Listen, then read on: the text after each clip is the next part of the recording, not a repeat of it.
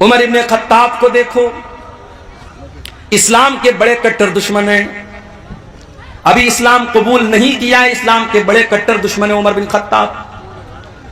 ایک دن خانے کعبہ کے پاس سے گزر رہے ہیں، اللہ کے پیارے نبی قرآن کی تلاوت کر رہے ہیں، عمر فاروق کے کانوں میں قرآن کی آیت پہنچتی ہے۔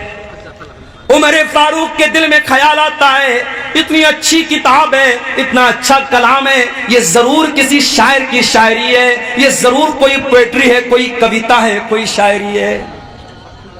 شاعری پسند ہے نا آپ کو؟ ہمارے مئو سے اسید نام کا یہ بچہ آیا ہے، کیوں آیا ہے بھائی؟ آپ کو نعتیں سنا رہا ہے، حمد سنا رہا ہے، کلام سنا رہا ہے، شاعری پسند ہے آپ؟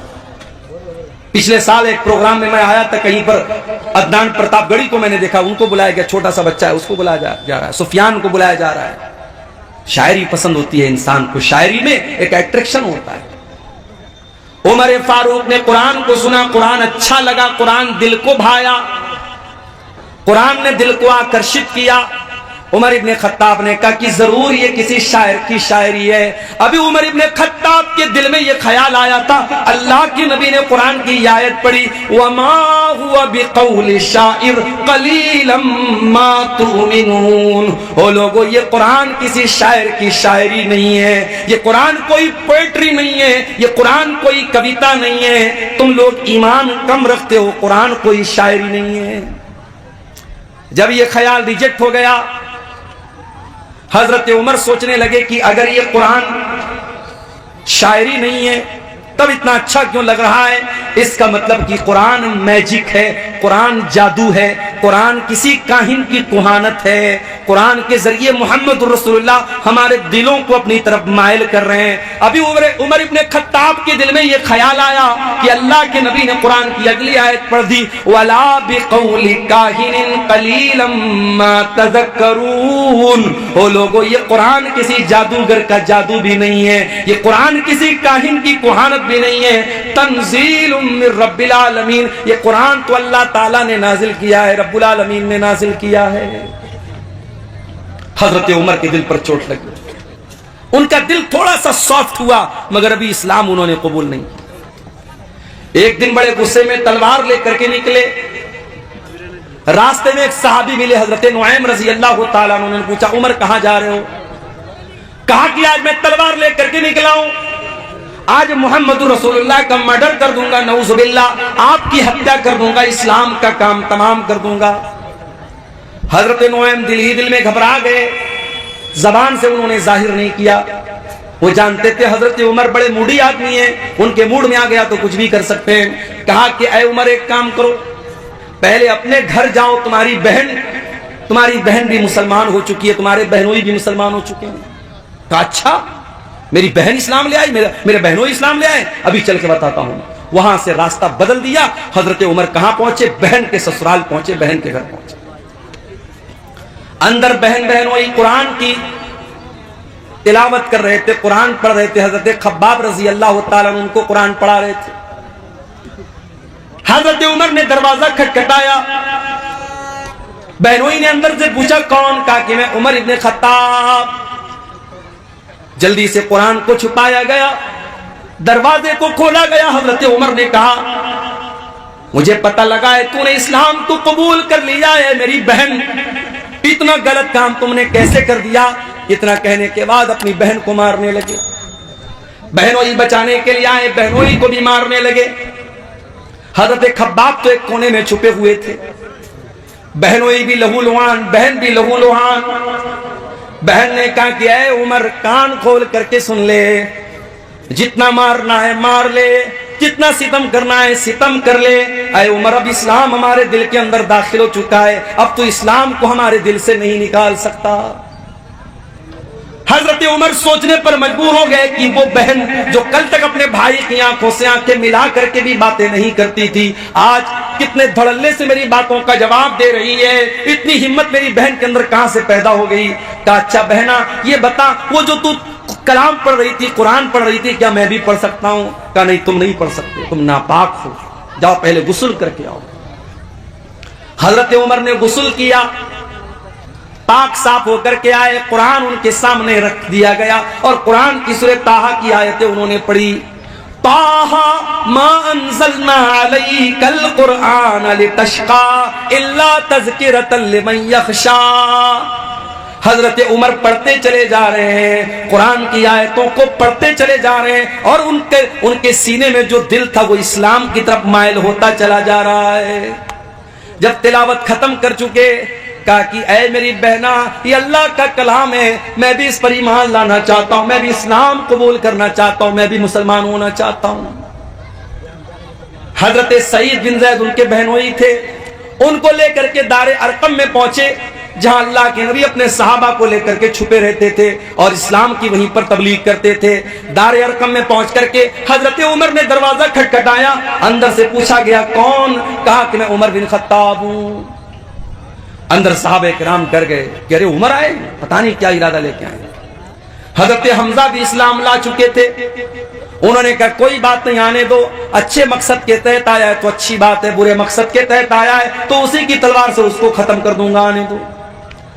دروازہ کھولا گیا, حضرت عمر فاروق رضی اللہ تعالیٰ عنہ اندر آتے ہیں اور اللہ کے نبی کے پاس آ کر کے کہتے ہیں اشہد ان لا الہ الا اللہ واشہد انک رسول اللہ. اے اللہ کے نبی, میں کوئی دشمنی کرنے نہیں آیا, میں کوئی مرڈر کرنے نہیں آیا, میں کوئی ہتیا کرنے نہیں آیا, میں اللہ کی توحید کا اعلان کرتا ہوں اور میں آپ کے رسول ہونے کا اعلان کرتا ہوں. اللہ کے نبی نے اللہ کا شکر ادا کیا, کیونکہ آپ نے اللہ سے دعا کی تھی کہ اے اللہ تو دو لوگوں میں سے کسی ایک کو اسلام کی توفیق دے دے, چاہے عمر بن ہشام کو جس کو ابو جہل کہتے ہیں اس کو تو اسلام کی توفیق دے دے, چاہے تو عمر بن خطاب کو دے دے. اللہ کو عمر بن خطاب پسند تھے, ابو جہل پسند نہیں تھا. ابو جہل کو ایمان کی دولت نہیں ملی, حضرت عمر کو مل گئی. اللہ کے نبی نے اللہ کا شکر ادا کیا اور مسلمانوں نے مل کر کے نعرہ تکبیر لگایا, اتنے زور سے نعرہ تکبیر لگایا کہ پوری مکان کی چھت پہنچ گئی.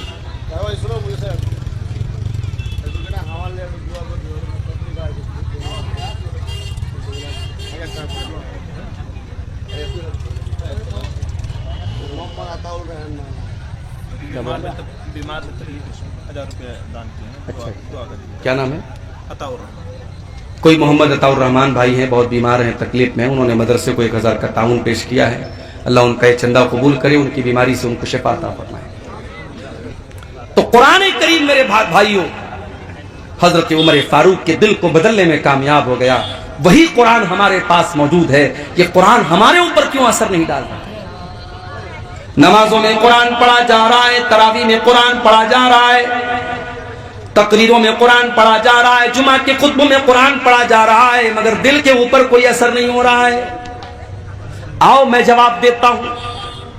قرآن کا پہلا پارہ کھولو, اللہ فرماتا ہے ثم قست قلوبکم من بعد ذالک فہی کالحجارۃ او اشد قسوا. اے یہودیو, تم نے اتنے گناہ کیے, اتنے اللہ کو ناراض کرنے والے کام کیے کہ تمہارے دل کٹھور ہو گئے, تمہارے دل سخت ہو گئے, اتنے سخت ہو گئے فَهِيَ كَالْحِجَارَةِ أَوْ أَشَدُّ قَسْوَةً, تمہارے دل پتھروں کے جیسے کٹھور ہو گئے, پتھروں سے زیادہ سخت ہو گئے تمہارے دل کٹھور ہو گئے ہمارے.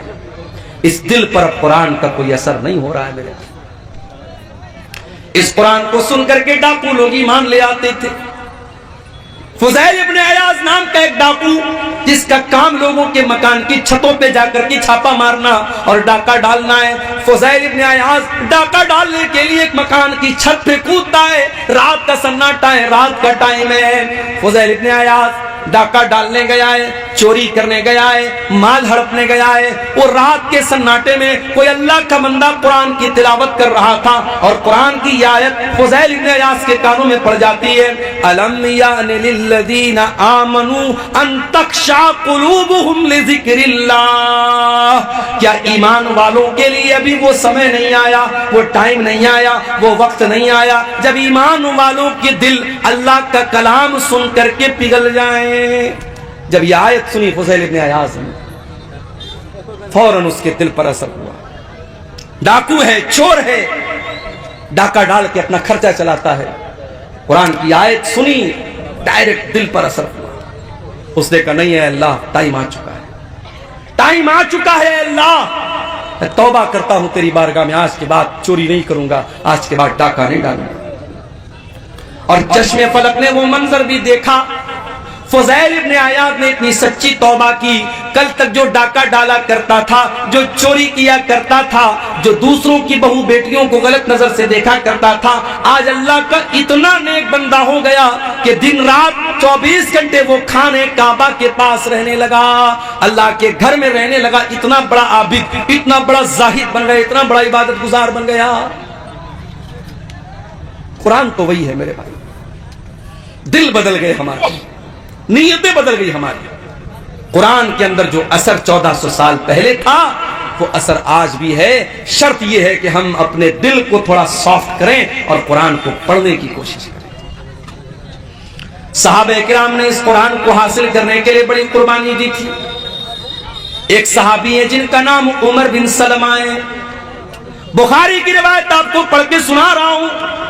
عمر بن سلمہ کہتے ہیں کہ میں ایسے جگہ رہتا تھا، ایسی لوکیشن پہ رہتا تھا کہ جب عرب میں کوئی قافلہ آتا تھا، مکے میں کوئی قافلہ آتا تھا تو ہمارے گاؤں کے پاس سے، ہمارے ٹاؤن کے پاس سے گزرتا تھا، راستے میں مڈ راستے میں ہمارا گاؤں پڑتا تھا، قصبہ پڑتا تھا۔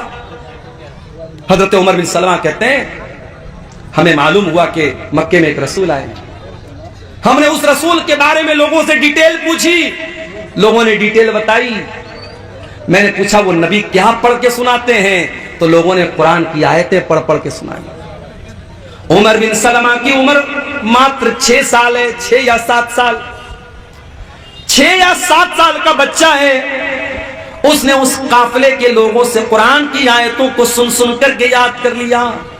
اچھا یہ بھی اللہ کی بڑی عجیب قدرت ہے، دنیا کی کوئی اور کتاب 5-6 سال کا بچہ یاد نہیں کر پاتا ہے۔ آپ کے بہار کے شرسہ آبادی علاقے کا رہنے والا بچہ ہے، اس کی لینگویج بنگلہ ہے، اس کی زبان ہندی اردو ہے، وہ تو جانتا بھی نہیں عربی زبان، وہ مدرسے میں آتا ہے، مولوی صاحب اسے نورانی قاعدہ پڑھاتے ہیں، ناظرہ قرآن پڑھاتے ہیں، حفظ کراتے ہیں، کچھ بچے 6 مہینے میں، کچھ 1 سال میں، کچھ 1.5 سال میں، کچھ 2 سال میں قرآن یاد کر لیتے ہیں۔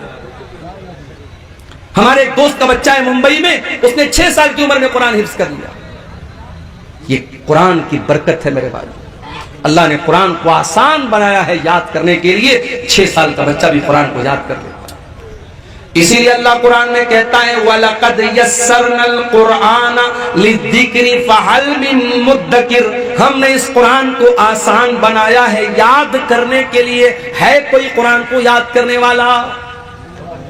میں تحدیث نعمت کے طور پہ کہہ رہا ہوں، اپنی بڑائی کے طور پہ نہیں کہہ رہا ہوں، اس کو تکبر کے طور پہ یا بڑائی کے طور پہ مت لیجیے گا، تحدیث نعمت کے طور پہ کہہ رہا ہوں۔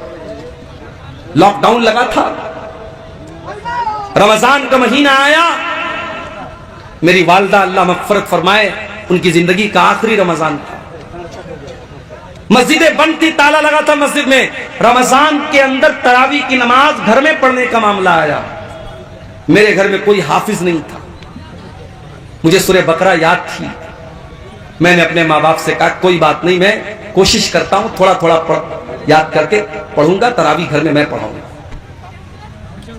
عام دنوں میں سوچ بھی نہیں سکتا تھا کہ میں تراویح پڑھاؤں گا، میرے پیچھے میری ماں پڑھے گی، میرے باپ پڑھیں گے، میرے بھائی لوگ پڑھیں، کیونکہ میں حافظ تو نہیں ہوں۔ لیکن یہ لاک ڈاؤن کا کو آپ کہہ سکتے ہیں کہ یہ کرشمہ تھا اس کا، اللہ تعالیٰ کو یہ بھی لکھنا تھا میرے مقدر میں کہ میری والدہ کا آخری رمضان ہے، ان کی زندگی کا لاسٹ رمضان ہے، اسی کے بعد ان کا انتقال ہوا تھا، اور تراویح کی نماز وہ میرے پیچھے پڑھ رہی ہے۔ پہلے دن میں نے آدھا پارا پڑھایا، دوسرے دن پھر آدھا پارا پڑھایا، تیسرے دن پھر آدھا پارا، چوتھے دن پھر آدھا پارا، 5ویں دن سورہ بقرہ ختم ہو گئی۔ سورہ بقرہ کے بعد سورہ آل عمران آتی ہے، میں بیٹھ کر کے آدھا پارا میں نے اور یاد کیا، رات میں تراویح میں پڑھ دیا میں نے، اگلے دن پھر آدھا پارا یاد کر کے میں نے تراویح میں پڑھایا، اس طریقے سے تقریباً 10.5-11 پارے رمضان کی برکت سے میں نے یاد کر لیے۔ लॉक डाउन के पीरियड में मेरे प्यारे भाइयों आधा पारा रोज बैठ करके याद करता था और रात में तरावी पढ़ा देता था। ये कोई बड़ाई के तौर पे नहीं कह रहा हूं, ये कुरान का कमाल है, ये कुरान का एजाज है। अल्लाह कहता है वलक़द यस्सरनल कुरआन लिज़िक्रि फहल मिन मुद्दकिर, ओ लोगों हमने कुरान को आसान बनाया है याद करने के लिए, क्या है कोई कुरान को याद करने वाला? हजरत उमर बिन सलमा कहते हैं मैं 6 साल का बच्चा था और कुरान को पढ़ पढ़ कर सुन करके मैंने याद किया। उसके बाद जब मक्का फतह हो गया और मेरे कबीले के लोग अल्लाह के रसूल के पास पहुंचे और इस्लाम कबूल कर लिया, तो अल्लाह के नबी ने कहा कि जाओ तुम अपने गांव में जाकर के मस्जिद बनाओ और नमाज कायम करो, और जो तुम में कुरान सबसे ज्यादा पढ़ने वाला है और कुरान सबसे ज्यादा याद जिसको है वही तुमको नमाज पढ़ाएगा। जब मेरे गांव के लोग आए तो सबसे ज्यादा कुरान मुझको याद थी, और इसीलिए इमाम बुखारी रहमतुल्लाह अलैह इस हदीस को सही बुखारी में जब लाए हैं तो चैप्टर क्या कायम किया है, बाब इमामती सबी, कि अगर बच्चा भी कुरान का हाफिज है, कुरान अच्छा पढ़ रहा है और बच्चा समझदार है, सही तरीके से नमाज पढ़ रहा है, तो बच्चे को भी इमाम बना सकते हैं। बच्चे को इमाम बनाने में कोई हरज की बात नहीं। हजरत उमर बिन सलमा कहते कि मेरे गांव के लोगों ने देखा कि सबसे ज्यादा कुरान तो इसको याद है, कहा चल भाई तू नमाज पढ़ाए। अब ये कहते हैं कि मैं बहुत गरीब फैमिली से ताल्लुक रखता था, एक ही चादर थी मेरे पास, एक ही चादर थी, वही लुंगी भी थी और वही मेरा कुर्ता भी थी, एक ही चादर मैं पहना करता था, एक ही चादर पहन करके मैं नमाज पढ़ाता था। मेरे पीछे मर्दों की सब लगती थी और मर्दों के पीछे औरतों की सब लगती थी। जब मैं सजदे में जाता था तो कभी कभी पीछे से मेरी शर्मगाह दिखने लगती थी, पीछे से मेरा पाखाने का रास्ता दिखने लगता था। औरतों ने आकर के शिकायत की कि अरे कम से कम अपने इमाम का को कपड़ा तो ढंग का दे दो, उनकी शर्मगाह पीछे से नजर आ जाती है। तब लोगों ने मुझे खरीद करके एक दूसरी चादर दी और मुझे जिंदगी में कभी उतनी खुशी नहीं हुई जितनी उस एक चादर के पाने के बाद हुई थी। ये थे सहाबे किराम जिन्होंने कुरान को हासिल करने के लिए इतनी मेहनत की। और मैं आपको यह भी बता दूं, कोई पूछ सकता है भाई कुरान की जरूरत क्या है, हमारे पास इतनी नॉलेज है, इतनी अकल है, हमें कुरान की क्या जरूरत है? मैं एक बहुत पॉइंट की बात आपको बताने जा रहा हूं।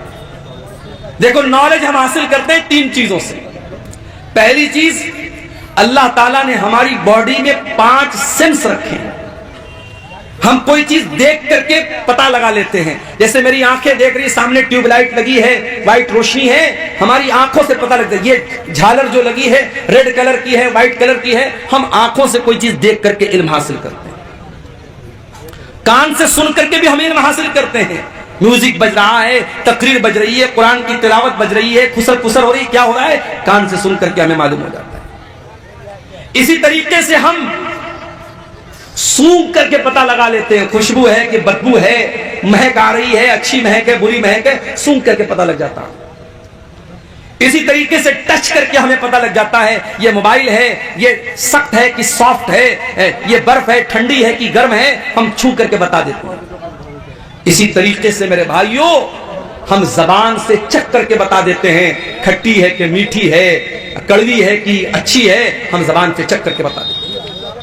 अल्लाह ताला ने हमारी बॉडी में 5 सेंस रखे हैं। हम देख करके, सुन करके, चख करके, टच करके हम पता लगा सकते कि कौन सी चीज कैसी। मगर कभी कभी हमारे ये 5 जो सेंस हैं ये कभी कभी धोखा खा जाते हैं। मिसाल के तौर पर आप ट्रेन में बैठे हुए, ट्रेन की खिड़की के पास आप बैठे हुए, आपकी आंखों को ऐसा लग रहा है कि ट्रेन के बाहर जितने पेड़ पौधे हैं, जितने घर और मकानात हैं, सब चल रहे हैं, सब मूव कर रहे हैं, हरकत कर रहे हैं, आंखों को लग रहा है ऐसा। मगर रियल में ऐसा नहीं है। रियल में क्या, ट्रेन चल रही है, कोई पेड़ नहीं चल रहा है, कोई मकान नहीं चल रहा है, मगर आंखों को ऐसा लग रहा है कि मकान चल रहा है, पेड़ चल रहा है। तो आंखें धोखा खा गई। आपको बुखार है, फीवर हो गया आपको, मैं आपके पास मीठी चाय लेके आया, आपने पिया, कहा अरे यार अब्दुल गफ्फार साहब आपने बड़ी फीकी चाय पिलाई। चाय तो मीठी है मगर आपकी जबान धोखा खा गई। क्यों? आपको फीवर है, बुखार है। پتا یہ چلا کہ یہ 5 سینس جو ہماری باڈی میں ہے یہ کبھی کبھی دھوکہ کھا جاتے ہیں، اور جب یہ دھوکہ کھاتے ہیں تو کون سی چیز ہمیں بتاتی ہے کہ صحیح کیا ہے غلط کیا ہے؟ ہماری عقل بتاتا ہے، ہمارا برین بتاتا ہے، ہمارا مائنڈ بتاتا ہے۔ مگر مائنڈ بھی کبھی کبھی دھوکہ کھا جاتا ہے۔ مثال کے طور پر آپ شادی کرتے ہیں، آپ کی ماں آپ کے لیے رشتہ دیکھنے جاتی ہے، عقل کہتی ہے کہ ارے رشتہ دیکھنے کے لیے باہر جانے کی کیا ضرورت ہے، اس کی بہن موجود ہے نا، اس کی بہن اسی گھر میں رہتی ہے، اس گھر کے سارے طور طریقے جانتی ہے، بہن سے شادی کو نہیں کرا دیتے۔ عقل کہتی ہے جب شادی ہی کرنا ہے تو باہر کیوں رشتہ دیکھ رہے ہو، گھر کے اندر کیوں نہیں کر لیتے؟ مگر یہاں عقل کی نہیں چلے گی، یہاں چلے گی اللہ کی وحی کیا کہتی ہے، اللہ کی شریعت کیا کہتی ہے، اللہ کا قرآن کیا کہتا ہے۔ اور اللہ کا قرآن کہتا ہے کہ بہن اور بیٹی سے شادی نہیں کر سکتے۔ تو پتہ یہ چلا کہ جہاں 5 سینس کام کرنا بند کر دے وہاں عقل کام کرتی ہے، اور جہاں عقل کام کرنا بند کر دے وہاں اللہ کی وحی کام کرتی ہے، اللہ کی شریعت کام کرتی ہے۔ اور اللہ کی شریعت 2 چیزوں کا نام ہے، ایک کا نام قرآن ہے اور ایک کا نام سنت ہے۔ انہی دونوں چیزوں کا نام شریعت ہے، انہی دونوں چیزوں کا نام اسلام ہے۔ اسی لیے اللہ کے نبی فرماتے ہیں انی قد ترکت فیکم شیئین، میں 2 چیزیں تمہارے بیچ میں چھوڑ کے جا رہا ہوں، لن تضلوا بعدہما، ان 2 چیزوں کو جب تک تم تھامے رہو گے کبھی گمراہ نہیں ہو سکتے، کتاب اللہ و سنتی، ایک اللہ کی کتاب اور ایک میری سنت ہے۔ قرآن اور حدیث، انہی دونوں چیزوں پر جب تک پکڑے رہو گے تھامے رہو گے کبھی گمراہ نہیں ہو سکتے۔ تو قرآن میرے پیارے ساتھیو اللہ کی آخری کتاب، اور یہ واحد کتاب ہے جس کی حفاظت کی گارنٹی اللہ تعالیٰ نے خود لی ہے۔ تورات کی حفاظت کی گارنٹی ان کے علماء کو دی گئی، زبور کی حفاظت کی گارنٹی ان کے علماء کو دی گئی، انجیل کی حفاظت کی گارنٹی ان کے علماء کو دی گئی۔ مگر جب قرآن اللہ نے نازل کیا تو اعلان کر دیا انا نحن نزلنا الذکر وانا لہ لحافظون، او لوگو اس قرآن کو ہم نے اتارا ہے اور اس قرآن کی حفاظت کرنے والے بھی ہم ہیں۔ قرآن کی حفاظت اللہ کرتا ہے۔ دنیا کے اندر جتنے قرآن کے نسخے ہیں سارے نسخے اگر جلا بھی دیے جائیں، ختم بھی کر دیے جائیں، نشر بھی کر دیے جائیں، 5 سال کا بچہ آئے گا اور کہے گا آؤ مجھ سے سن لو الحمدللہ رب العالمین سے لے کر کے من الجنۃ والناس تک پورا قرآن پڑھ کے سنا دے گا۔ یہ اللہ نے قرآن کی حفاظت کا سسٹم رکھا ہے، اللہ نے قرآن کی سرکشا کا سسٹم رکھا ہے۔ اور یہ بھی یاد رکھو میرے بھائیو، قرآن شفا بھی ہے۔ ہم نے یہ سمجھا قرآن ہمارے بخار اور زکام کی دوا ہے، بچے کو نظر لگ گئی قرآن پڑھ کے دم کر دیا، کوئی بیمار ہو گیا قرآن پڑھ کے دم کر دیا۔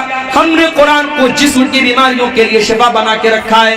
یقیناً قرآن فزیکل بیماریوں کے لیے بھی شفا ہے، مگر اس سے بڑھ کر کے قرآن روح کی بیماری کے لیے شفا ہے، قرآن اسپریچول بیماری کے لیے شفا ہے۔ روح کے اندر جو برائیاں ہیں، روح کے اندر جو بیماریاں ہیں، جیسے آپ کے روح کے اندر ایک بیماری ہوتی ہے جس کو لالچ کی بیماری کہتے ہیں، ایک بیماری ہوتی ہے جس کو حسد کی بیماری کہتے ہیں، ایک بیماری ہوتی ہے مال کی محبت، ایک بیماری ہوتی ہے دنیا کی محبت۔ قرآن ان تمام بیماریوں سے آپ کے دل کو شفا دیتا ہے۔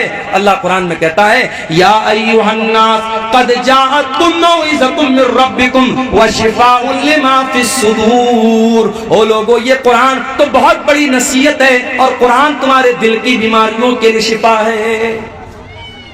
برکت والی کتاب ہے یہ قرآن۔ دنیا کی کوئی اور کتاب پڑھو گے آپ کو ثواب نہیں ملے گا، قرآن پڑھو گے ثواب ملے گا۔ کتنا ثواب ملے گا؟ اللہ کے نبی فرماتے ہیں من قرأ حرفا من کتاب اللہ، جو قرآن کا ایک حرف پڑھے گا فلہ حسنۃ، تو اس کو ایک نیکی ملے گی، والحسنۃ بعشر امثالها، اور ایک نیکی کا ثواب اللہ تعالیٰ کے ہاں 10 نیکی کے برابر ہے۔ تو ایک حرف پڑھنے پر آپ کو 10 نیکی ملے گی۔ اللہ کے نبی فرماتے ہیں جب تم الف لام میم پڑھو گے تو تم کو ایک نہیں 30 نیکی ملے گی، کیونکہ الف الگ ایک حرف ہے، لام الگ ایک حرف ہے، میم الگ ایک حرف ہے۔ سوال پیدا ہوا ہے اللہ، میں شیرسا بادی ہوں، میں بنگلہ بھاشی ہوں، میں قرآن جب پڑھتا ہوں تو میری زبان نہیں چلتی ہے، میں قرآن اٹک اٹک کر کے پڑھتا ہوں، میں قرآن کو فلوئنٹلی نہیں پڑھ پاتا ہوں، میں رفتار کے ساتھ قرآن نہیں پڑھ پاتا ہوں۔ اے اللہ، میری زبان لڑکھڑاتی ہے قرآن پڑھنے کے ٹائم، تو کیا مجھے قرآن پڑھنے کا ثواب ملے گا کہ نہیں ملے گا؟ اللہ کے نبی فرماتے ہیں والذی یقرأ القرآن وہو یتاتو، جو اٹک اٹک کے قرآن پڑھ رہا ہے اس کی زبان سے صحیح طریقے سے ادا نہیں ہو رہا ہے، اس کی لینگویج الگ ہے، اس کی بھاشا الگ ہے، وہ قرآن کو اٹک اٹک کر کے پڑھ رہا ہے، اس کو ڈبل ثواب ملے گا، دوہرا ثواب ملے گا۔ اللہ کی قدرت اور اللہ کے خزانے میں کوئی کمی نہیں ہے۔ آپ دوسری بھاشا جانتے ہیں اور یہ بھی کوئی بہانہ نہیں ہے۔ آپ کو معلوم ہوگا حرم کے ایک امام گزرے ہیں، انتقال ہو گیا ان کا نام قاری ایوب تھا۔ قاری ایوب کہاں کے رہنے والے تھے؟ برما کے رہنے والے تھے، میانمار کے رہنے والے تھے، برما کے رہنے والے تھے۔ قاری ایوب حرم کے امام بنے تھے، مکے کے امام بنے تھے، اللہ کو پیارے ہو گئے۔ جاؤ ذرا یوٹیوب پر سرچ کر لینا، قاری ایوب کی تلاوت اتنی بہترین ہوتی تھی، اتنی پیاری ہوتی تھی کہ جب وہ تلاوت کرتے تھے تو روح پر ایک عجیب سا وجد طاری ہو جاتا تھا اور بڑا اچھا لگتا تھا۔ وہ برما کے رہنے والے تھے، ان کی بھاشا عربی نہیں تھی، مگر انہوں نے محنت کیا، قرآن کے حافظ بنے، قرآن کے قاری بنے، حرم کے امام بن گئے، مکے کے امام بن گئے۔ اس لیے آپ کی بھاشا اگر الگ ہے تو یہ اس بات کی علامت نہیں ہے کہ آپ قرآن نہیں پڑھ سکتے۔ اور آگے بڑھیے، جو بچہ قرآن کا عالم ہے، قرآن کا حافظ ہے، قرآن کا قاری ہے، کل اللہ تعالیٰ اگر وہ قرآن کا صحیح طریقے سے اس نے قرآن کو پڑھا ہوگا، کل اللہ تعالیٰ جنت میں اس کو داخل کرے گا اور اس سے کہا جائے گا اقرا ورتقی کما کنت ترتل فی الدنیا، اے قرآن پڑھنے والے، جس طریقے سے تو قرآن کو ٹھہر ٹھہر کر کے دنیا میں پڑھتا تھا، تو کھینچ کھینچ کر کے قرآن کو پڑھتا تھا، تو جنت کی سیڑھیوں پر چڑھتا چلا جا، تو قرآن کو پڑھتا چلا جا اور جنت کی سیڑھیوں کو طے کرتا چلا جا۔ ہو لوگو، ہم کتنے بڑے بد نصیب ہیں، قرآن پڑھ کر کے ہم جنت کی سیڑھی پر چڑھ سکتے ہیں، اللہ ہم کو جنت میں جانے کا راستہ بتا رہا ہے، مگر ہم جنت کی سیڑھی میں چڑھنے کو تیار نہیں ہیں۔ ہم سے بڑا بد نصیب کون ہوگا؟ اخبار پڑھنے کے لیے ٹائم ہے ہمارے پاس، چائے کے ہوٹلوں میں بیٹھ کر 2-2 گھنٹے بیٹھ کر کے پالیٹکس پر اور نتیش کمار اور تیجسوی اور مودی اور یوگی پر بات کرنے کے لیے ہمارے پاس ٹائم نہیں ہے، تو قرآن پڑھنے کے لیے ٹائم نہیں ہے۔ ہم ٹائم پاس کرتے ہیں مگر قرآن پڑھنے کے لیے ہمارے پاس ٹائم نہیں ہے۔ میرے بھائیوں، یہ قرآن آپ کے دلوں میں زندگی پیدا کرتا ہے۔ اللہ کی قسم کھا کر کے کہتا ہوں، کسی اچھے قاری کی آواز میں ذرا قرآن کو سنو، میوزک بھول جاؤ۔ میوزک تو آپ کے دل کو مردہ کرتا ہے۔ میوزک کے بارے میں بعض علماء نے لکھا ہے کہ میوزک جو ہوتا ہے یہ زنا کا دروازہ کھول دیتا ہے۔ میوزک جو ہوتا ہے نا، وہ آپ کی شہوت کو بھڑکاتا ہے، آپ کی اچھاؤں کو جاگرت کرتا ہے، آپ کی جو ڈیزائرز ہیں اس کو وہ بھڑکاتا ہے، لیکن قرآن آپ کے اندر اللہ کا ڈر پیدا کرتا ہے۔ اسی لیے اللہ کے نبی قرآن کو پڑھتے بھی تھے اور سنتے بھی تھے۔ ایک مرتبہ آپ نے عبداللہ بن مسعود سے کہا، اے عبداللہ تم مجھے قرآن پڑھ کے سناؤ۔ اچھا، میں اسٹیج پر آتا ہوں نا تو کچھ بچے جو ہے وہ سیلفی لینے چلے آتے ہیں، مولانا صاحب ایک سیلفی لینا چاہتا ہوں، تو مجھے ایک بات یاد آئی۔ اب سیلفی بھی لیتے ہیں تو ماشاءاللہ وہ آج کل فلٹر چلتا ہے نا، فلٹر، اسنیپ چیٹ کا بڑا فلٹر چلتا ہے، ہمارے نوجوان لڑکے لگا لیتے ہیں۔ ایک لڑکا میرے ساتھ سیلفی لے رہا تھا، کوئی فلٹر اس نے یوز کیا، ایسا لگ رہا تھا ہونٹوں پہ لپسٹک، میں نے کہا بھائی پہلے ہٹا اس کو، عجیب و غریب شکل آنے لگتی ہے۔ ایک صاحب نے میرا فوٹو مجھے کو بھیجا، بڑی بڑی داڑھی رکھی تھی، کہا مولانا آپ کے اوپر بڑی بڑی داڑھی بہت اچھی لگے گی۔ میں نے کہا میرا یہ فوٹو آپ کو کہاں سے ملا؟ بولے میں نے ایڈٹ کیا ہے، فلٹر کیا ہے۔ تو فلٹر کر کے آج کل بہت کچھ ہو رہا ہے۔ میں آپ سے کہتا ہوں کہ فوٹو کو فلٹر مت کرو، اپنے آپ کو فلٹر کرو۔ انسان دبلا ہوتا ہے، جم جاتا ہے کہ میری باڈی صحیح ہو جائے، لیکن اگر آپ کے اندر ایمان کی طاقت ہے تو آپ دبلے پتلے بھی ہیں تب بھی اللہ کے پیارے ہو سکتے ہیں۔ ضروری نہیں ہے کہ آپ باڈی بلڈر بنے تبھی اللہ کے پیارے بنیں گے۔ ہاں، گٹکھا کھا کر کے اپنے آپ کو دبلا مت کرنا۔ یہ جتنے گٹکھا کھانے والے لڑکے نا، وہ حضرت موسیٰ علیہ السلام کا واقعہ یاد ہے کہ نہیں؟ موسیٰ علیہ السلام نے ایک آدمی کو ایسا مکہ مارا، ایک مکہ مارا وہ مر گیا۔ موسیٰ علیہ السلام کے مکے میں اتنی طاقت تھی، ایک مکہ مارا مر گیا وہ آدمی۔ اور آج کل ہمارا نوجوان گٹکھا کھا کھا کر کے اتنا کمزور ہو چکا ہے کہ وہ کسی کو مکہ مارے گا تو خود ہی گر جائے گا. تو گٹکھا کھا کر کے اپنے آپ کو برباد مت کرو. بعض لوگ کہتے ہیں صاحب گٹکا حرام نہیں ہے, تمباکو حرام نہیں ہے, بیڑی حرام نہیں ہے. کیوں حرام نہیں ہے؟ کہتے مکروہ ہے. تمباکو اور بیڑی اور سگریٹ اور گٹکھا کو جو لوگ مکروہ کہتے ہیں وہ دین کا مذاق اڑاتے ہیں. کیونکہ گٹکھا, تمباکو, بیڑی, سگریٹ, کھینی, یہ تمام چیزیں آپ کے شریر کو برباد کر رہی ہیں, اور جو چیزیں آپ کے شریر کو برباد کرے وہ حرام ہیں, وہ مکروہ نہیں ہے. معاف کیجیے, مکروہ کس کو بولتے ہیں؟ ایک سوال بھی میرے پاس, میری جیب میں پرچی رکھی ہوئی ہے.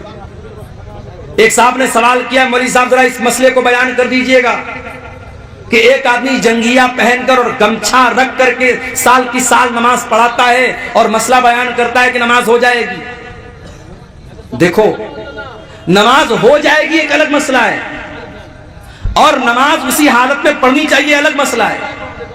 نماز آپ جب پڑھیں تو بہترین لباس میں پڑھیں, جو لباس آپ عزت دار کا جو لباس ہے, جو آپ کہیں جاتے ہیں جو لباس پہن کے جاتے ہیں وہ لباس آپ پہن کر کے نماز پڑھیں. کسی کے شادی میں جانا ہو آپ جنگیہ پہن کے اور گمچھا رکھ کر کے جائیں گے کیا؟ نہیں جائیں گے. آپ پردھان جی اپنے گھر پہ آپ کو بلائیں گے, آپ بہترین سفید کرتا پائجامہ پہن کر, خوشبو لگا کر, تیل لگا کر کے سج سمر کے جائیں گے کیا آپ جنگیہ پہن کر اور گمچھا رکھ کر کے؟ نماز پڑھنے جا رہے ہو, اللہ کی عبادت کرنے جا رہے ہو اور گمچھا رکھ کر کے اور جنگیہ پہن کر کے نماز پڑھ رہے ہو, یہ مناسب نہیں ہے میرے بھائی. مکروہ اس عمل کو کہتے ہیں جو مستحب کے خلاف ہو.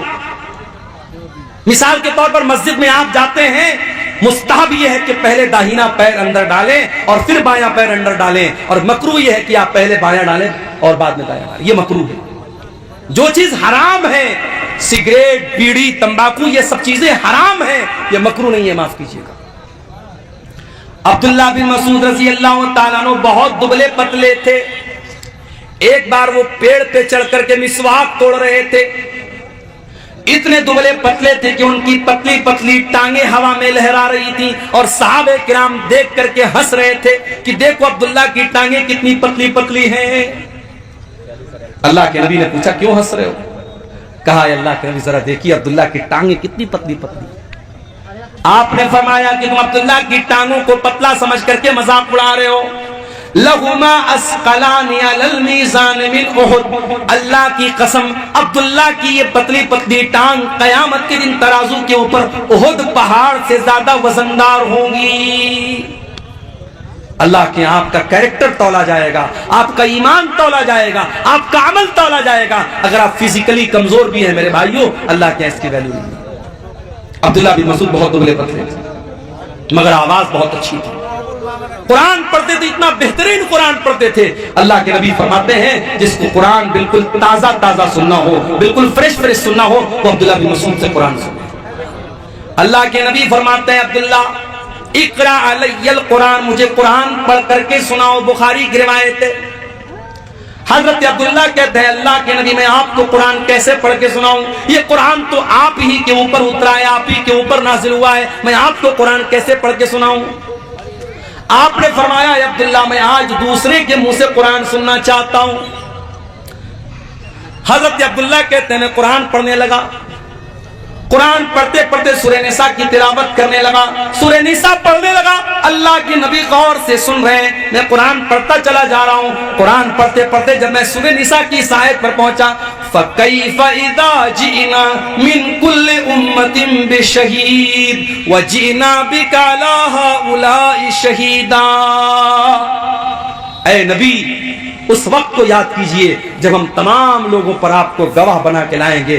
ہر امت میں اس کے نبی کو گواہ بنائیں گے, اور آپ کی امت کے اوپر آپ کو گواہ بنائیں گے. جب اس آیت پر میں پہنچا ہوں, حضرت عبداللہ کہتے ہیں اللہ کے نبی نے فرمایا اے عبداللہ بس کرو, روک دو تلاوت, روک دو. کہتے میں نے نظریں ڈال کر کے دیکھا فَإِذَا عَيْنَاهُ تَذْرِفَانِ, اللہ کے نبی کی دونوں آنکھوں سے آنسو بہ رہے ہیں. اللہ کے نبی رو رہے ہیں, اللہ کے نبی کی دونوں آنکھوں سے آنسو بہ رہے ہیں. آپ کے کندھے پر قیامت کے دن جو ذمہ داری ڈالی جائے گی اس ذمہ داری کا احساس کر کے اللہ کے نبی رو رہے ہیں. نبی کو اپنی ذمہ داری کا احساس ہے, ہمیں اور آپ کو اپنی ذمہ داری کا کوئی احساس نہیں. جوان بیٹی رات کو 2-2 بجے تک آن لائن ہے, چیٹنگ کر رہی ہے, माँ को कोई फर्क नहीं पड़ रहा है, बाप को कोई फर्क नहीं पड़ रहा है, न माँ को अपनी जिम्मेदारी याद है, न बाप को अपनी जिम्मेदारी याद है।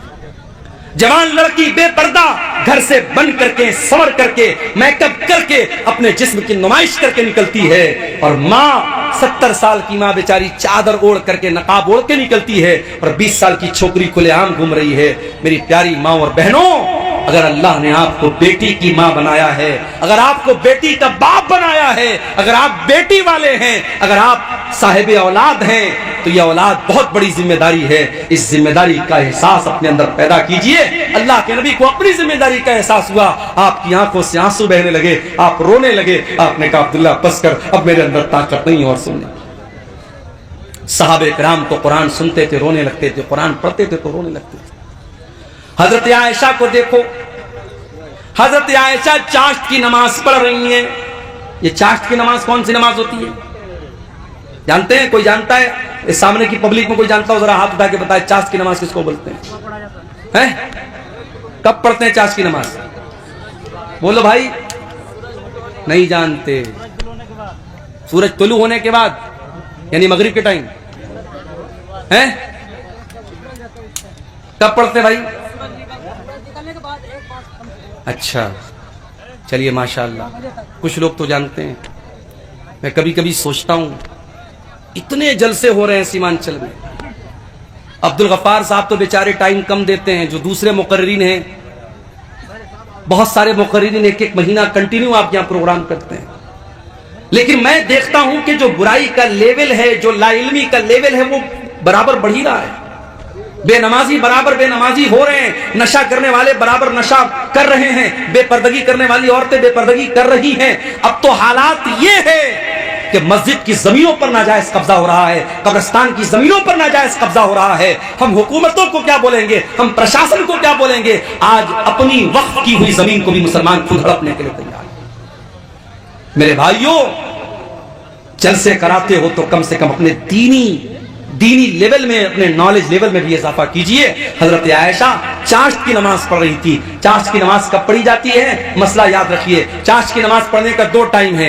एक तो सूरज निकलने के 15-20 मिनट के बाद, जब सूरज एक नेजा बुलंद हो जाता है, उस टाइम भी चाश्त की नमाज पढ़ सकते हैं। और दूसरा टाइम थोड़ा और लेट, जब थोड़ी सूरज की तपिश और बढ़ जाए, और वो टाइम ऐसा आ जाए कि ऊंट के बच्चे अगर धूप में खड़े हैं तो उनका पैर धूप से जलने लगे, आप कह सकते हैं 8 बजे 9 बजे के करीब का जो टाइम होता है, वो भी चाश्त का टाइम होता है। चाश्त की नमाज 2 रकात भी पढ़ सकते हैं, 4 रकात भी पढ़ सकते हैं। चाश्त की नमाज की बड़ी फजीलत है। चाश्त की नमाज अगर आप पढ़ेंगे 2 रकात नमाज, तो अल्लाह के नबी फरमाते हैं कि आपके बदन के हर जोड़ की तरफ से सदका हो जाएगा। आप गरीब हैं, सदका नहीं कर सकते, दान नहीं कर सकते, 2 रकात आप चाश्त की नमाज पढ़ लीजिए। आपके बदन में जितने जोड़ हैं, जितनी हड्डियां हैं, हर हड्डी और हर जोड़ की तरफ से अल्लाह ताला सदका और दान आपका कबूल कर लेगा। ये बड़ी फजीलत है इस नमाज की। हजरत आयशा ये नमाज पढ़ रही थी। हजरत आयशा ये नमाज पढ़ रही है।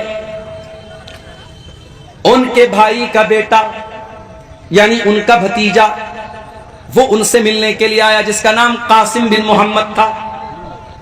उसने देखा मेरी फूफी जान नमाज पढ़ रही हैं। उसने देखा कि फूफी जान नमाज पढ़ रही हैं और सूरह तूर की तिलावत कर रही हैं। और सूरह तूर की ये आयत हजरत आयशा की जबान पर जारी है। सूरह तूर में अल्लाह फरमाता है, जब जन्नती जन्नत में जाएंगे तो कहेंगे फमन्नल्लाहु अलैना व वक़ाना अज़ाबस्समूम। अल्लाह ने हम जन्नतियों पर बहुत बड़ा एहसान किया कि अल्लाह ने हमको जहन्नम की आग से बचा लिया। हजरत आयशा इसी आयत को पढ़ रही हैं और रोती चली जा रही हैं। उनके दिल में ये ख्याल है कि आय अल्लाह, काश तू आयशा को भी अपने उन खुशनसीब बंदों में शामिल कर दे। उनके भतीजे कासिम बिन मोहम्मद कहते हैं, मैंने देखा कि फूफी जान सूरह तूर की ये आयत पढ़ रही हैं और रो रही हैं। मैं वहां से मार्केट चला गया, मैं वहां से बाजार चला गया, मैंने अपना सौदा सलप लिया और बहुत देर के बाद मैं वापस आया। मैंने क्या देखा? मैंने देखा कि मेरी फूफी जान उसी हालत में खड़ी है और उसी आयत को रिपीट कर रही हैं और रो रही हैं और पढ़ रही हैं, फमन्नल्लाहु अलैना व वक़ाना अज़ाबस्समूम। ये थी नबी की बीवी जो कुरान को पढ़ते हुए रो रही हैं। कुरान उनके दिलों पर असर करता था। मेरे भाई, आज तो हम कठोर दिल के लोग हो गए। قبرستان میں مردے کو دفنانے جاتے ہیں، وہاں پر بھی ہا ہا کر کے ہنستے رہتے ہیں۔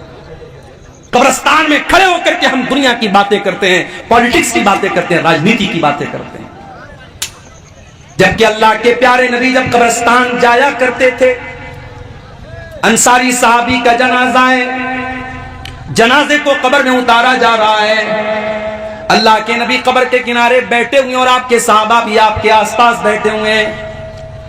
آپ نے قبر کو دیکھا اور قبر میں اپنے صحابی کی لاش کو اترتے ہوئے دیکھا، اللہ کے نبی رونے لگے، فبکا، آپ کی آنکھوں سے آنسو بہنے لگے اور آپ بھی رونے لگے اور آپ کے آس پاس جتنے صحابہ تھے وہ سب رونے لگے، اور اللہ کے نبی اپنے صحابہ سے کہنے لگے، لِمِثْلِ هَذَا فَأَعِدُّوا يَا إِخْوَانِي، اے میرے بھائیو، اے میرے صحابہ، اس قبر کی تیاری کرو، یہاں تم سب کو آنا ہے۔ بنارس سے ایک مرتبہ میں ایک پروگرام میں جا رہا تھا، تقریباً 150-200 کلومیٹر دور ایک جگہ پڑتی ہے شاہ گنج، میں وہاں پروگرام میں جا رہا تھا۔ ہمارے ایک ساتھی تھے، کار چلا رہے تھے، راستے میں ایک جنگل آیا، اچانک ان کی ہیڈ لائٹ نے کام کرنا بند کر دیا، جنگل کے بیچ میں ہیڈ لائٹ نے کام کرنا بند کر دیا، گھپ اندھیرا، جنگل کے بیچ میں کار کھڑی ہے، ہم کار کے اندر ہیں، اے سی چل رہی ہے، لیکن لائٹ بند ہو گئی، اندھیرا ہو گیا، تو ہمارے دل اور دماغ میں ڈر کی ایک لہر دوڑ گئی۔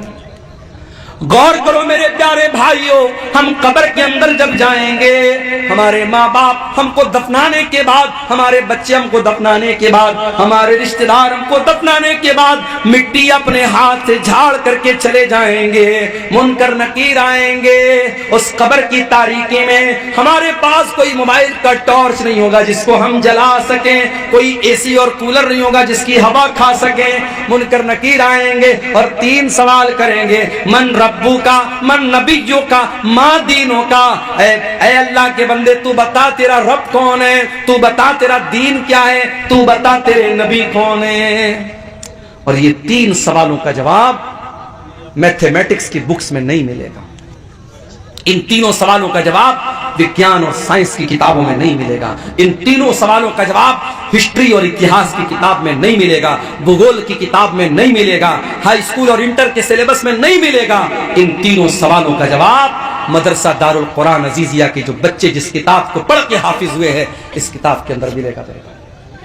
قرآن جواب دے گا ان تینوں سوال کا، تیرا رب کون ہے، تیرا دین کیا ہے، تیرے نبی کون ہے۔ اور جب بندہ صحیح جواب دے گا، میرا رب اللہ ہے، میرا دین اسلام ہے، میرے نبی محمد صلی اللہ تعالی علیہ وسلم ہے، تو فرشتہ پوچھے گا کہ تجھے یہ سوال، ان سوالوں کا جواب تجھے کیسے پتا چلا؟ تو بندہ کہے گا قرأت کتاب اللہ، اے اللہ میں نے قرآن کو پڑھا تھا، میں نے اللہ کی کتاب کو پڑھا تھا، قرآن پڑھا تھا، اس لیے میں نے ان تینوں سوالوں کا جواب دیا ہے۔ تو میرے بھائیوں اس کتاب پر آپ محنت کرو، اس کتاب کے پڑھنے والے یہاں بچے پڑھ رہے ہیں۔ مدرسوں کو حقیر مت جانو میرے بھائیوں، مدرسوں میں پڑھانے والے ان مولویوں کو حقیر مت جانو۔ کمیٹی کے لوگوں نے مجھ کو پرچی دی ہے، یہ مولوی صاحب ذرا چندے کے لیے بول دیجئے، چندہ بہت کم ہوا ہے۔ یہ افسوس کی بات ہے، تکلیف کی بات ہے۔ اسی آپ کے شیرزابادی سماج میں فضول کاموں کے لیے لاکھوں روپے خرچ ہو جاتے ہیں، مشاعرہ ہو جائے ابھی لاکھوں روپے خرچ ہو جائے، کوئی فضول چیز ہو جائے، کوئی کھیل ہو جائے، کوئی ناچ گانا ہو جائے، لاکھوں روپیہ آپ خرچ کرنے کے لیے تیار ہو جائیں گے۔ یہ سال بھر کے مدرسے کا بجٹ آپ کے چندے سے چلتا ہے، اور آج اگر جلسے والوں کو اردو بھاشی مقرر سے یہ کہنا پڑے کہ چندہ کم ہوا ہے، آپ تعاون کی اپیل کیجئے، تو یہ ہمارے اور آپ کے لیے چلو بھر پانی میں ڈوب مرنے کا مقام ہے میرے بھائی۔ میں تو یہی کہہ سکتا ہوں، انورودھ کر سکتا ہوں، نویدن کر سکتا ہوں، گزارش کر سکتا ہوں کہ بھائی یہ مدرسے کے بچے ہیں، قرآن پڑھنے پڑھانے والے بچے ہیں، جو ہو سکے دل کھول کے تعاون کرو۔ اپنی ماں بہنوں سے کہوں گا کہ جانا تو اس ادارے کا بھرپور تعاون کر کے جانا کہ اسی مقصد کے لیے جلسہ ہوا ہے۔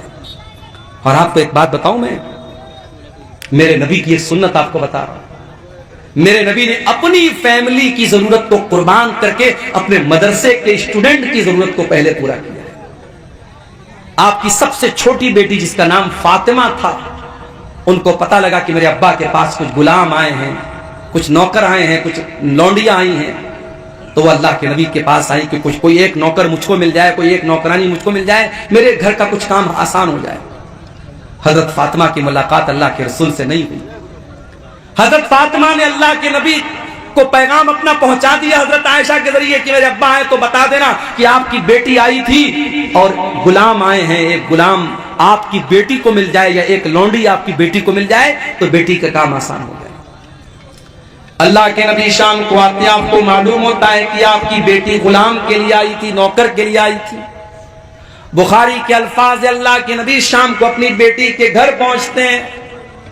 حضرت علی کہتے ہیں ہم دونوں میاں بیوی بستر پر بیٹھے ہوئے تھے، اللہ کے نبی آتے ہیں، دروازہ کھٹکھٹاتے ہیں، اندر آتے ہیں اور بستر پہ آ کر کے اپنی بیٹی اور داماد کے بغل میں بیٹھ جاتے ہیں اور اللہ کے نبی اپنی بیٹی سے کہتے ہیں اے میری بچی، مجھے پتا چلا کہ تو غلام لینے کے لیے میرے پاس آئی تھی، تو لونڈی لینے کے لیے میرے پاس آئی تھی، اے میری بچی ابھی تو میرے مدرسے کے جو طلباء ہیں، جو اصحاب صفہ ہیں، جو دین حاصل کرنے کے لیے جو میرے غریب صحابہ مسجد میں رہتے ہیں، اے میری بچی ان کے کھانے کا انتظام نہیں ہے، ان کے جینے کا انتظام نہیں ہے، اے میری بچی ان غلاموں کو بیچ کر کے پہلے میں ان کا انتظام کروں گا، اس کے بعد میں دیکھوں گا میری بیٹی کو کیا ضرورت ہے۔ اللہ اکبر، نبی کی سنت کو بھی آج زندہ کرنے کی ضرورت ہے میرے بھائیوں۔ اللہ کے نبی نے پہلے اپنی بیٹی کی ضرورت کو پورا نہیں کیا، پہلے اپنے مدرسے کے بچوں کی ضرورت کو پورا کیا۔ حقیر نہ جانو ان مدرسے کے بچوں کو۔ اللہ کے نبی فرماتے ہیں خیرکم من تعلم القرآن وعلمہ، تم میں سب سے بہترین انسان وہ ہے جو قرآن کو سیکھتا ہے، جو قرآن کو سکھاتا ہے، جو قرآن کا ٹیچر ہے، جو قرآن کا اسٹوڈنٹ ہے، اس سے بہترین کوئی انسان نہیں ہے۔ آپ کی نظر میں سائنس پڑھانے والے کی سیلری کتنی ہونی چاہیے؟ 20,000۔ آپ کی نظر میں گणت پڑھانے والے ٹیچر کی سیلری کتنی ہونی چاہیے؟ 15,000۔ اور قرآن پڑھانے والے ٹیچر کی 10,000، 8,000، 6,000۔ ابھی بنگال میں ہمارا ایک دوست رہتا ہے، ایک مدرسے میں پڑھاتا ہے۔ بنگال میں ممتا بنرجی جو ہے وہاں امام کو بھی کچھ سیلری دیتی ہے، بیچارہ اپنے محلے کی مسجد میں امامت بھی کراتا ہے، مدرسے میں بھی پڑھاتا ہے۔ پرائیویٹ مدرسے کے جو ناظم ہوتے ہیں، جو کمیٹی ہوتی ہے، جو سیکریٹری ہوتی ہے، وہ اپنے آپ کو مودی اور یوگی سے بھی بڑا ڈکٹیٹر سمجھنے لگتے ہیں۔ اس مدرسے کی کمیٹی کے لوگوں نے کیا کہا کہ مولوی صاحب آپ ہمارے مدرسے میں پڑھا رہے ہیں تو 24 گھنٹے آپ کو ڈیوٹی کرنا پڑے گا۔ کیا مطلب؟ کہا 2 بجے تک آپ کو بچوں کو پڑھانا ہے، پھر شام کو ہاسٹل کی نگرانی بھی آپ کو کرنا ہے، رات بھی یہیں گزارنا ہے، ہم آپ کو 12,000 سیلری دیتے ہیں، آپ سے سارا کام لیں گے۔ ہمارے دوست نے کہا کہ بھائی مجھے بخش دو، میں امام بھی ہوں اپنے محلے کی مسجد کا، میں ڈیلی آتا جاتا ہوں، میرا خیال کرو، میں رمضان میں اتنی محنت سے چندہ لاتا ہوں، میرا خیال کرو۔ کہ نہیں، کوئی خیال نہیں رکھا جائے۔ ڈکٹیٹرشپ چل رہی ہے مدرسوں کی مینجمنٹ کے اندر، اور ان پرائیویٹ پڑھانے والے غریب اساتذہ اور معلمین پر بڑا ظلم بھی ہوتا ہے میرے بھائی۔ اللہ کے واسطے ایسا نہ کرو، کسی کی مجبوری کا فائدہ نہ اٹھاؤ، کسی کو حد سے زیادہ دکھ نہ دو۔ یہ قرآن پڑھنے پڑھانے والے، ان کا مقام بہت اونچا ہے، ان کی قدر کرو، ان کی عزت کرو، ان کو اچھی تنخواہیں دو۔ اور میں نے ایک بات اور کہی تھی، آپ کے اسی سیمانچل کے علاقے میں پروگرام ہوا تھا، میں نے کہا تھا کہ آج مسجدوں کے امام کی رہنے کی جگہ نہیں ہے۔ ہمارے اسحاق بھائی آئے ہیں کھیڑیا ہاٹ میں، ان کا مسجد کے امام ہیں، ان کے کمرے میں میں جاتا ہوں، چھوٹا سا کمرہ ہے، شادی ہو چکی ہے، فیملی کو لے کے نہیں رہ سکتے۔ کتنی مسجدیں ہیں جہاں امام کو رہنے کے لیے جو کمرہ ملتا ہے وہ کمرہ اتنا چھوٹا ہوتا ہے کہ امام صاحب بیچارے پورا پیر پھیلا دے تو کمرہ پورا فل ہو جائے گا۔ امام صاحب کے بیوی بچے کہاں رہیں گے؟ نہیں صاحب، امام صاحب بیچارے اللہ کے نیک بندے ہیں، ان کے بیوی بچے آرام سے اپنے گھر میں رہیں گے۔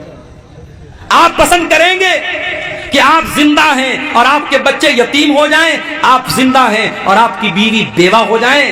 اور مجھے کہنے دیجئے کہ آج بہت سارے مدرسوں سے جو کانڈ ہوتے ہیں، جو واقعات ہوتے ہیں بدفعلی کے اور حرام کاموں کے، اس کی بہت بڑی وجہ یہ ہے کہ آج بہت سارے مدرسوں کے ٹیچروں کو فیملی سے دور رکھا جاتا ہے۔ میرا بس چلے تو ہر مدرسے میں یہ قانون لگا دوں کہ جتنے بھی ٹیچر رہیں گے فیملی کے ساتھ رہیں گے، بیوی بچوں کے ساتھ رہیں گے، ان کے بیوی بچوں کے ساتھ ان کا انتظام کیا جائے، ورنہ ان مدرسوں کو بند کر دیا جائے۔ 6 مہینہ انسان شادی شدہ ہے، بیوی بچے والا ہے، بیوی سے دور رہے رہے گا. شیطان طرح طرح کے خیالات ڈال سکتا ہے, شیطان غلط راستے پر ڈال سکتا ہے. میرے پیارے ساتھیوں, یہ صحابہ کا دور نہیں ہے, یہ صحابہ کا زمانہ نہیں ہے, یہ تابعین کا زمانہ نہیں ہے. اپنی مسجدوں کے امام کو اگر گندگی سے بچانا چاہتے ہو, اپنے مدرسے کے ٹیچروں کو غلط کام سے بچانا چاہتے ہو, تو ان کو فیملی کوارٹر کا بھی انتظام کرو. آج اگر آپ کی کمائی اپنے لیے ہے, اگر آپ اپنے گھر کے لیے, اپنے بچوں کے لیے بہترین گھر بناتے ہو, تو مدرسے میں پڑھنے والے, پڑھانے والے ان ٹیچروں کے لیے بھی آپ کو فیملی کوارٹر کا انتظام کرنا چاہیے. آج افسوس ہوتا ہے مجھے میرے بھائی, اتنے بڑے بڑے جلسے ہوتے ہیں سیمانچل میں, اتنے بڑے بڑے ٹینٹ لگائے جاتے ہیں, دور دور تک لاؤڈ اسپیکر کی آواز جا رہی ہے, لائٹنگ کی گئی ہے, کئی لاکھ روپے ایک جلسے پر خرچ ہوتے ہیں, اور علاقہ اتنا کمزور ہوتا ہے کہ راستے میں چل کے آؤ تو راستہ پورا خراب ہے, کہیں چلنے کے لائق نہیں ہے. اس کے باوجود اتنے خرچے کر کے مدرسے کا جلسہ ہوتا ہے, لیکن جب آخر میں حساب ہوتا ہے, مولوی صاحب چندہ بہت کم ہوا ہے. یہ رونا عام طور سے رویا جاتا ہے. ایسا کیوں ہو رہا ہے میرے بھائیوں, اس پر ہمیں اور آپ کو غور کرنے کی ضرورت ہے. اگر ان جلسوں کے چندے سے مدرسے نہیں چل پا رہے ہیں تو پھر کوئی دوسرا سسٹم نکالو. آپ جلسہ مت کراؤ. آپ سال میں پورے سیمانچل میں اگر 100 جلسے ہوتے ہیں, 100 نہ ہو 10 جلسے ہوں, 10 جلسے ہوں, اور 10 جلسے جو ہوں تبلیغی جلسے ہوں, دین پھیلانے کے لیے ہوں. کوئی میلہ ٹھیلا نہ لگے, کوئی لڑکیوں کا بازار میں ان کی بھیڑ نہ لگے, کوئی بے پردگی نہ ہو, قاعدے سے شریعت اور قاعدے اور قانون کے حساب سے پروگرام ہو. اور مدرسے کا چندہ آپ پرائیویٹ طور پر, انڈیویجول طور پر آپ دیں تو انشاءاللہ بہت حالات کی اصلاح ہو سکتی ہے. مگر مسئلہ وہی ہے, ہم سے جب کوئی پوچھتا ہے سیمانچل کا کیا حال ہے, زبان پر وہی لائن آتی ہے, وہی ہے چال بے ڈنگی جو پہلے تھی وہ اب بھی ہے. وہی ہے چال بے ڈنگی جو پہلے تھی وہ اب بھی ہے. دنیا کہاں سے کہاں پہنچ گئی, سیمانچل کا علاقہ آج وہیں کا وہی ہے. جہالت ویسی ہی ہے, غربت ویسی ہی ہے, دین سے دوری ویسی ہی ہے, بے پردگی دن بدن بڑھ رہی ہے, نوجوانوں میں شراب اور نشے کا رجحان بڑھ رہا ہے.